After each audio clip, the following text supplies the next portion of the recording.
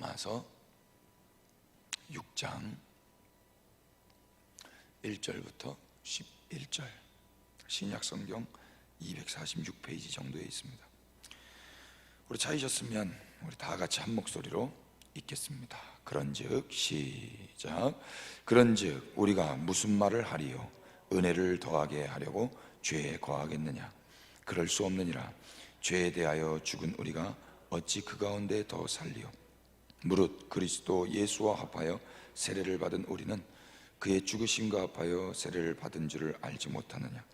그러므로 우리가 그의 죽으심과 합하여 세례를 받음으로 그와 함께 장사되었나니 이는 아버지의 영광으로 말미암아 그리스도를 죽은 자 가운데서 살리심과 같이 우리로 또한 새 생명 가운데서 행하게 하려 함이라.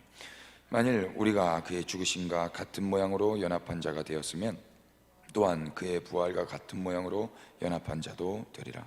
우리가 알거니와 우리의 옛사람이 예수와 함께 십자가에 못 박힌 것은 죄의 몸이 죽어 다시는 우리가 죄에게 종노릇하지 아니하려 함이니 이는 죽은 자가 죄에서 벗어나 의롭다 하심을 얻었음이라. 만일 우리가 그리스도와 함께 죽었으면 또한 그와 함께 살 줄을 믿노니 이는 그리스도께서 죽은 자 가운데서 살아나셨음에 다시 죽지 아니하고 사망이 다시 그를 주장하지 못할 줄을 알미로라. 그가 죽으심은 죄에 대하여 단번에 죽으시며 그가 살아계심은 하나님께 대하여 살아계심이니 이와 같이 너희도 너희 자신을 죄에 대하여는 죽은 자요 그리스도 예수 안에서 하나님께 대하여는 살아있는 자로 여길지어다. 아멘. 할렐루야. 하나님께서 오늘도 변함없이 우리를 사랑하고 계십니다. 그래서 오늘 이 시간에 우리가 이 자리에 함께 모였습니다. 하나님께서 오늘 이 말씀을 통해서 우리를 얼마나 사랑하시는지, 또 우리가 받은 은혜는 무엇인지, 또 그래서 앞으로 우리가 어떻게 살아가야 되는지까지 하나님의 음성을 들을 수 있었으면 좋겠습니다. 짧은 시간이지만 하나님 말씀 경청해서 우리 함께 듣도록 하겠습니다. 6장 1절, 사도 바울은 5장 끝부분에 했던 그 이야기에 대한 반문을 하면서 1절을 시작합니다. 우리 다시 한 번 더 6장 1절만 읽어주십시오. 그런즉 시작. 그런즉 우리가 무슨 말을 하리요? 은혜를 더하게 하려고 죄에 거하겠느냐? 아멘. 은혜를 더하게 하려고 죄에 거하겠느냐? 이 질문은 5장 20절과 21절을 읽어야 이해가 되는 질문입니다. 그래서 5장 20절을 다시 한 번 더 읽어주시면 감사하겠습니다. 20절 율법이 시작. 율법이 들어온 것은 범죄를 더하게 하려 함이라. 그러나 죄가 더한 곳에 은혜가 더욱 넘쳤나니. 아멘.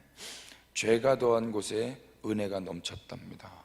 은혜는 어디 위에 넘치냐면 죄가 있는 곳에 은혜가 넘칩니다. 오늘 은혜 많이 받으시기를 축복합니다. 아멘. 은혜를 받는 사람들은 어떤 사람이라고 자신을 인식하는 사람들이냐면 죄인이라고 인식하는 겁니다. 은혜는 어디 위에 넘칩니까? 죄 위에 넘치기 때문입니다. 그래서 은혜는 누구만 받습니까? 죄인만 받습니다. 은혜라고 번역한 헬라어가 카리스입니다. 카리스의 동사형이 뭐냐면 카리조마이입니다.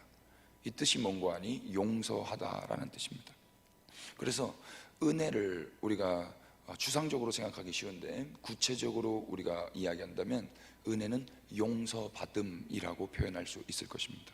그래서 은혜 받았다라는 것은 용서받았다라고 표현해도 틀린 말이 아닙니다. 그래서 다시 번역을 하면 이렇게 됩니다. 은혜를 더하게 하려고 죄에 거하겠느냐라는 말은 용서를 받기 위해서 또 죄를 지을 수 있겠느냐, 이런 말과 똑같습니다. 여러분, 용서받았습니다. 은혜 받았습니다. 죄를 짓고 용서받았고 죄를 짓고 은혜 받았습니다. 죄인에게 임한 하나님의 은혜입니다. 용서입니다. 그런데 또 용서를 받겠다고 죄를 지을 수 있겠습니까? 그럴 수 없지 않습니까? 용서를 받았다고 또 죄를 지어서 용서를 받아낸다고 한다면 용서해 주신 그분께 여간 무례한 일이 아닐 수가 없을 것입니다.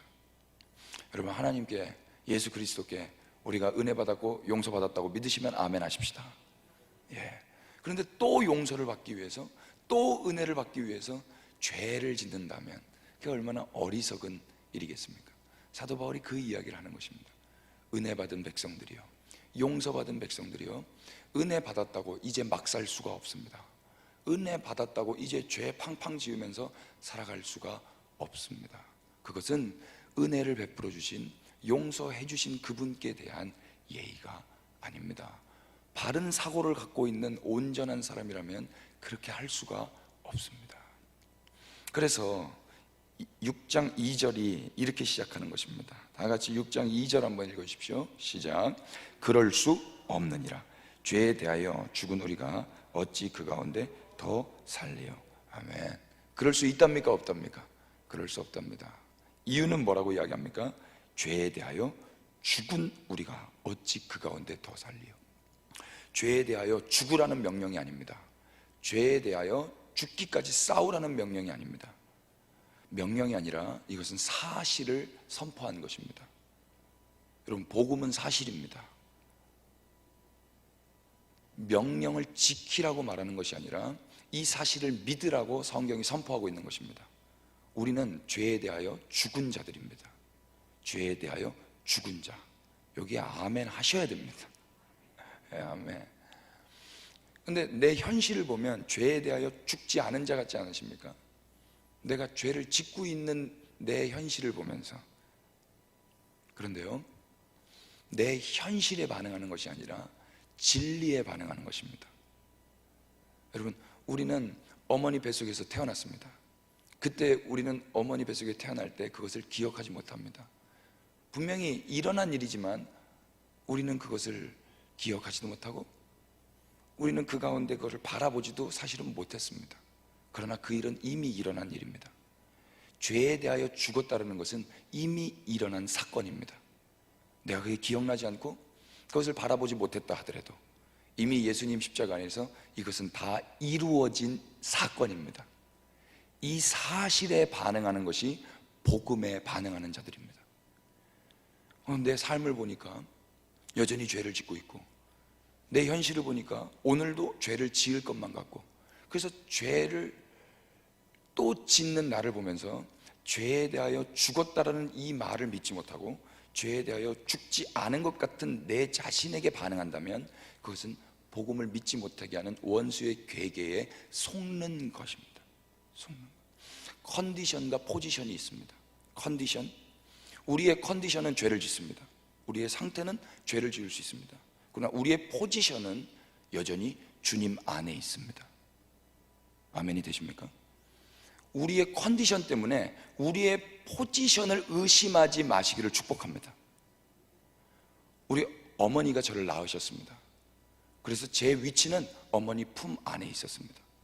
그런데 제가 어머니가 울지 마라 울지 마라 그런데 계속 울었습니다. 똥 싸지 마라 그랬는데 똥 계속 쌌습니다.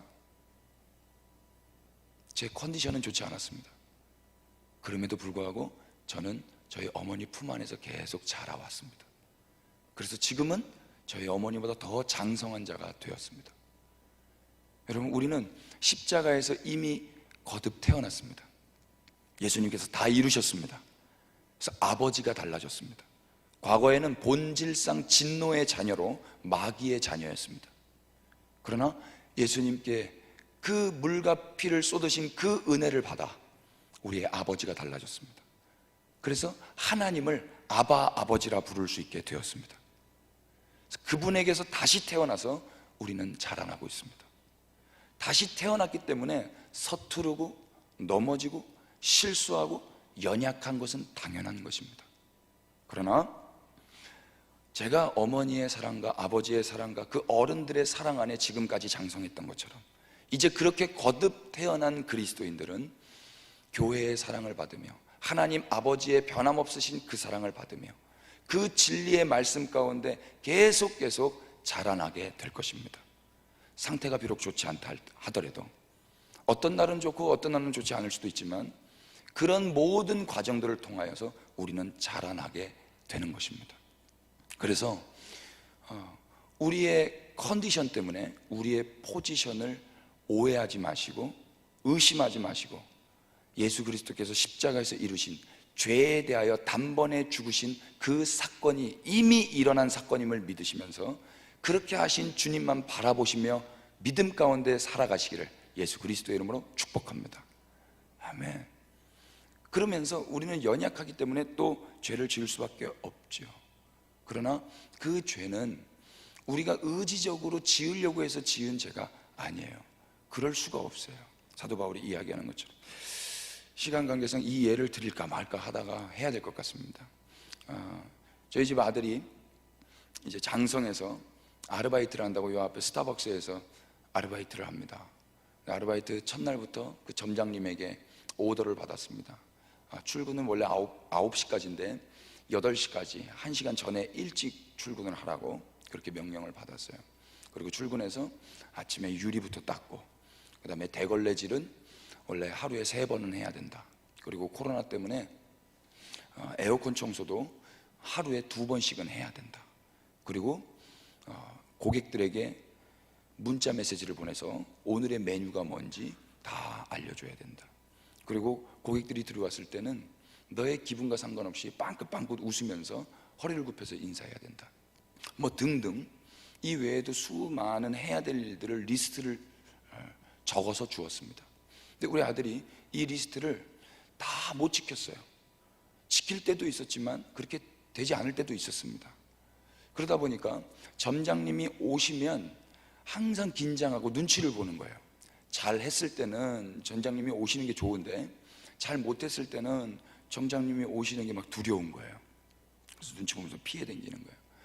어쩔 때는 기뻤다가 어쩔 때는 긴장했다가, 그래서 점장님한테 때로는 혼나기도 했었어요.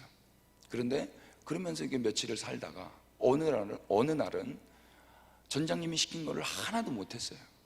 그래서 그날은 점장님께서 엄청 혼을 내시는 거예요. 너 도대체 생각이 있는 애냐 없는 애냐, 내가 몇 번 이야기했냐, 이거 이렇게 하라고 말했냐 안 했냐. 이 혼남을 계속 당하고 있을 그때 제가 마침 그 자리를 지나가다가 저희 아들이 혼나는 걸 목격했습니다. 제 마음이 어땠을까요? 속이 상하더라고요. 그래서 하나님의 은혜 가운데 제 전 재산을 다 팔아서 제가 저 건물 사버렸습니다. 여러분, 스타벅스 저 한 50억 합니까? 한 50억 제 전 재산 다 팔아 대출 다 끌어 당겨가지고 저거 사버렸어요. 그래서 반포사동 동사무소 주민센터 가가지고 등기부등본을 딱 띄워줬습니다. 그래서 우리 아들 이름으로 딱 줬어요. 아들아, 이거 이제 네 거다. 이 스타벅스 이 건물 네 거다. 줬어요. 우리 아들이 한 게 아니라 제가 사서 줬습니다. 제 전 재산을 팔아서 제 몸 안에 있는 신장도 하나 팔아가지고 제가 돈 보태가지고 해줬습니다. 우리 아들이 이제 이것을 은혜로 받았습니다. 자기께 되었습니다. 그 다음에 우리 아들이 삶이 어떻게 될까요? 9시까지 출근이었는데 8시까지 출근하라고 했던 그 점장님의 말씀, 아우 귀찮아, 이제 10시까지 출근할 거야.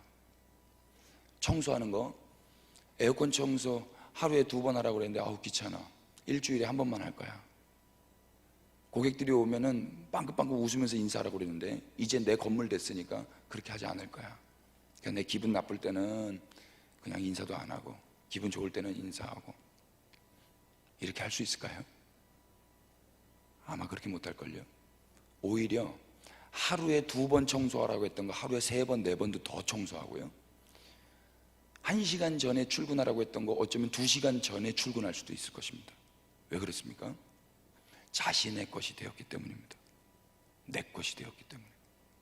여러분, 예수님께서 십자가에서 피 흘려서 우리를 거듭나게 하신 것은요, 그냥 그것으로 끝나는 게 아니라 주님과 우리가 하나가 되어서 우리가 그분의 것이 되었고 그분이 우리의 것이 되게 하신 것입니다. 우리가 그분의 소유가 되었고 그분이 우리의 소유가 되게 하신 거예요. 이 일 가운데 우리가 한 일은 아무것도 없어요. 은혜로 받은 거예요. 그 자들은 오히려 더 율법을 지키면서 살아갑니다. 오히려 더 율법적으로 내 것이 되었기 때문에 마음을 쏟으면서 그거를 행할 수 있게 되는 거예요.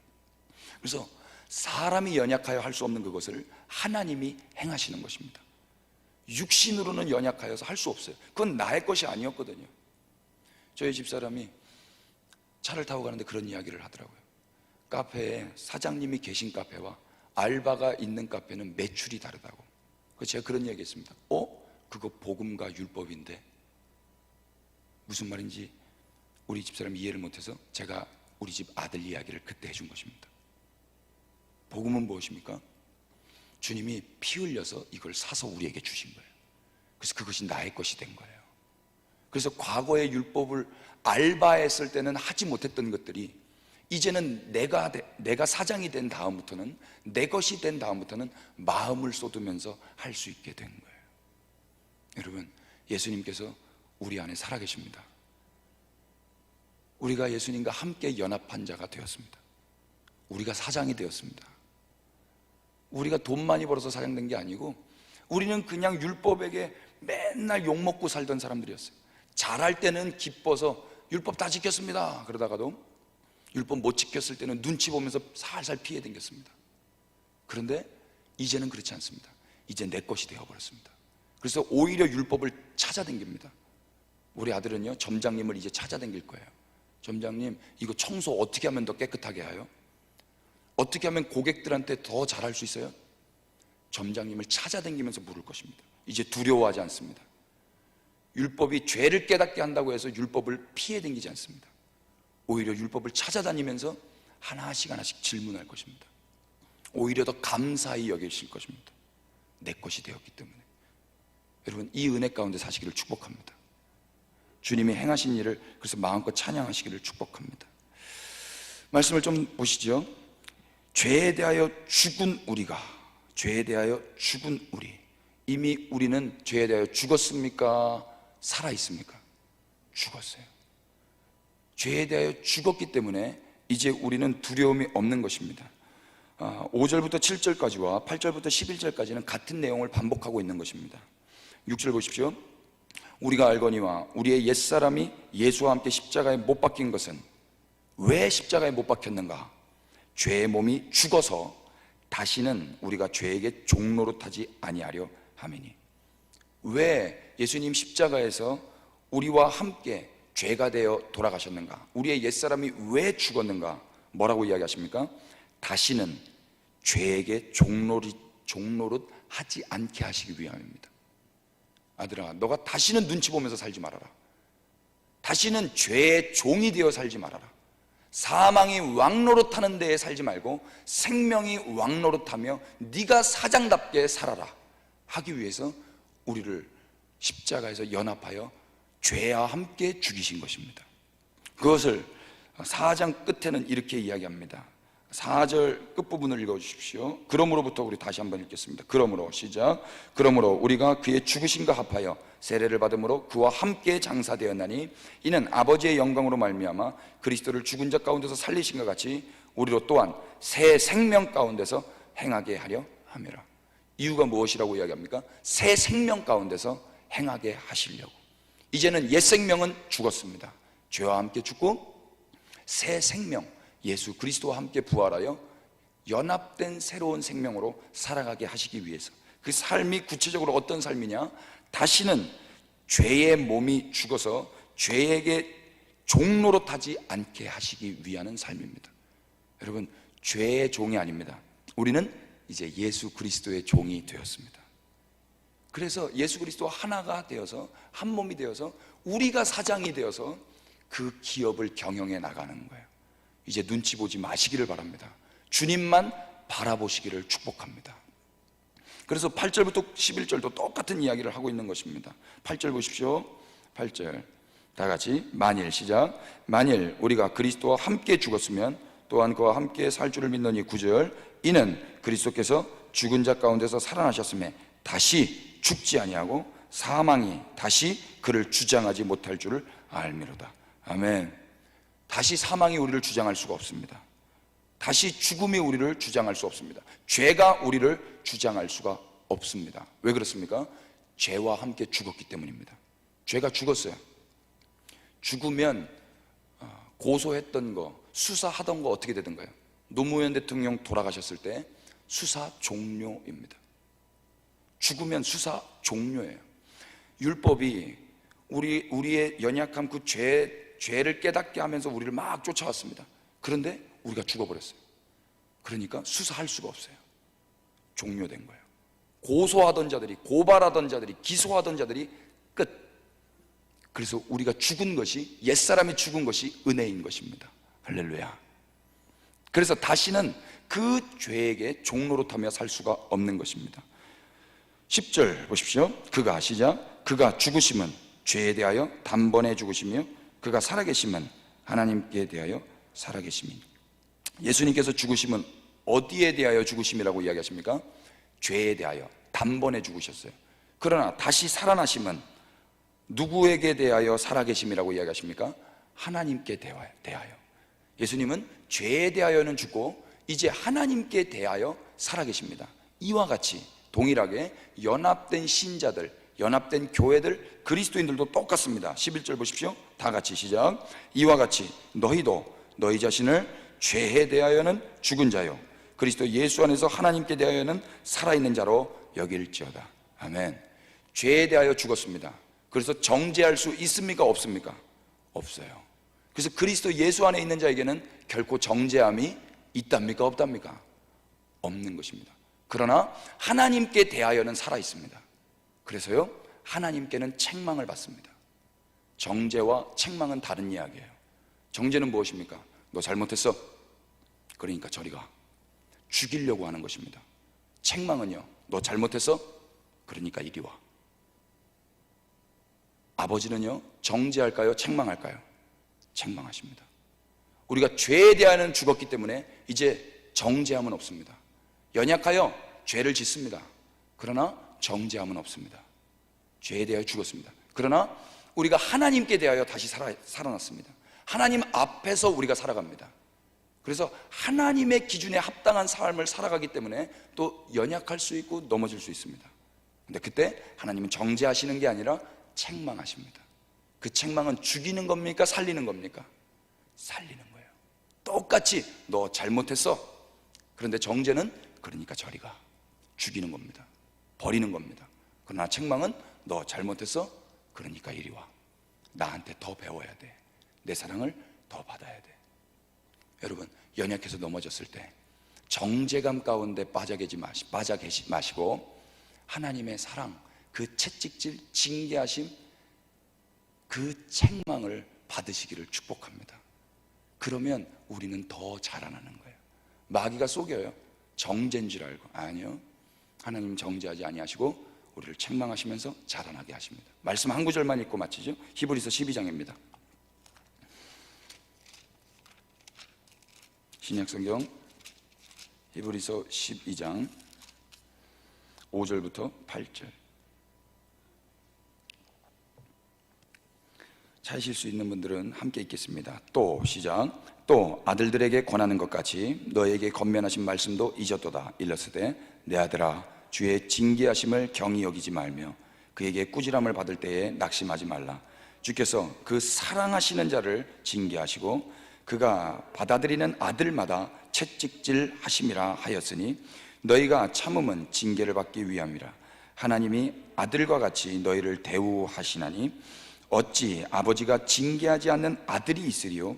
징계는 다 받는 것이거늘 너에게 없으면 사생자요 친아들이 아니니라. 아멘. 징계는 누구만 받아요? 친자식만 받아요. 아버지에게서만 받는 거예요. 우리는 하나님 앞에 다시 부활한 자로 살아가는 것입니다. 하나님께 대하여 살아갑니다. 그래서 징계와 채찍질과 책망은 오히려 우리가 거듭난 자녀라는 것을 드러내는 증거들이에요. 속지 마십시오. 그건 정죄가 아닙니다. 정죄와 책망은 달라요. 우리는 이제 은혜로 구원받았습니다. 그래서 죄에 대하여 거할 수가 없습니다. 그럴 수가 없습니다. 주님이 우리 안에 살아계십니다. 오늘 하루 이 은혜 가운데서 거룩하고 정결하게 새 생명을 입은 자답게 사망이 왕노릇하지 않고 생명 대신 예수 그리스도가 왕노릇하면서 그분의 말씀 앞에만 순복하며 그 아버지와 함께 좋은 하루 되시기를 예수 그리스도의 이름으로 축복합니다.